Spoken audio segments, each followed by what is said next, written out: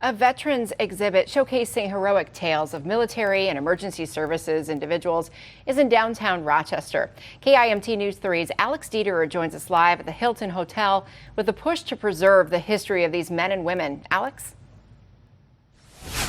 Amy, I'm here at the downtown Hilton, and earlier today I had the pleasure of joining a group of Korean War veterans at the Veterans and Emergency Services Museum exhibit. I spoke with the president of the museum to learn more about his drive for preserving these historical stories of heroism, and even learned of a drive deeper than that: love.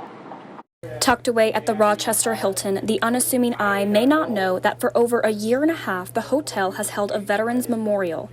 This morning, about 15 Korean veterans visited the exhibit. President of the Veterans and Emergency Services Museum, Richard Crom, spoke about his drive to create the exhibit.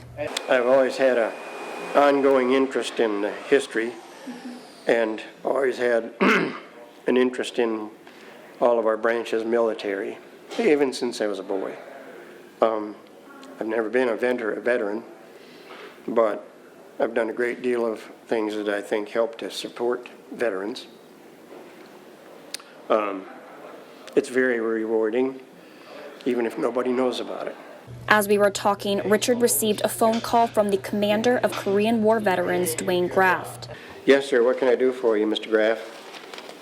Say, you just blew it right out of the saddle this morning. I want you to know that. Well, thank you very much. You did a hell of a job, Richard. Well, appreciate it, Dwayne. You got such a hell of a good group of people. I tell you, I love those guys.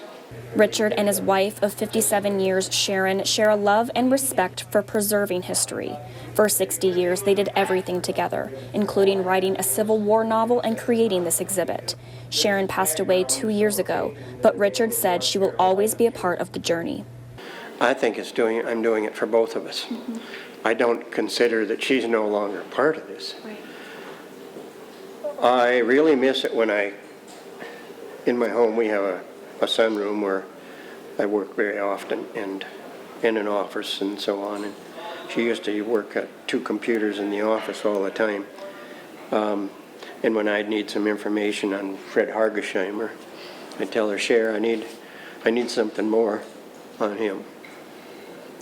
And it's watch what you wish for. Richard said Sharon would come back to him an hour later with 30 pages front and back of information.